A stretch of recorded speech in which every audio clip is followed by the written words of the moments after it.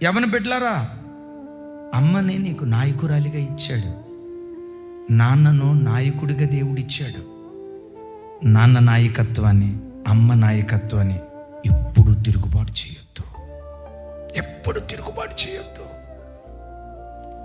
ఏ యవ్వన బిడ్డలైతే తల్లిదండ్రులకు విధేయులుగా బ్రతుకుతారో, మా నాన్న, మా అమ్మ, నన్ను కన్న మా అమ్మ, మా నాన్న, అయ్యో వీళ్ళకు తిరుగుబాటు చేయటవా, నాకెంత చక్కని బట్ట కొనిపించాడే నాన్న బనియన్ చూడు, రంధ్రాలు పడి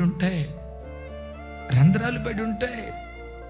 నాన్న కంపెనీలో పనిచేసేటప్పుడు వెళ్ళి చూడు, మీ నాన్న కెమికల్ ఫ్యాక్టరీలో ఎంత కష్టపడుతున్నాడో చూడు.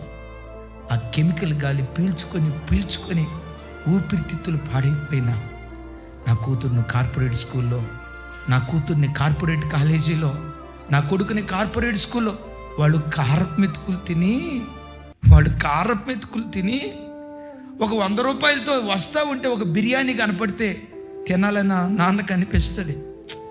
బిర్యానీ తిందాం, కానీ ఆ తండ్రి తన కోరిక ఎట్లా చంపుకుంటాడో తెలుసా?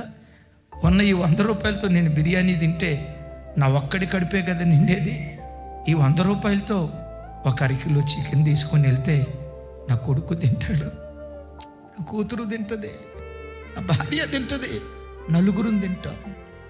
తన ఆశ చంపుకొని నేను కన్న తండ్రి నీ కొరకు ఎంత కష్టపడుతున్నాడు, నిన్ను కన్న తల్లి నీ కొరకు ఎంత కష్టపడుతున్నారు. వాళ్ళ కష్టాన్ని ఎప్పుడు మర్చిపోవద్దయ్యా, వాళ్ళ కష్టాన్ని ఎప్పుడు మర్చిపోవద్దు.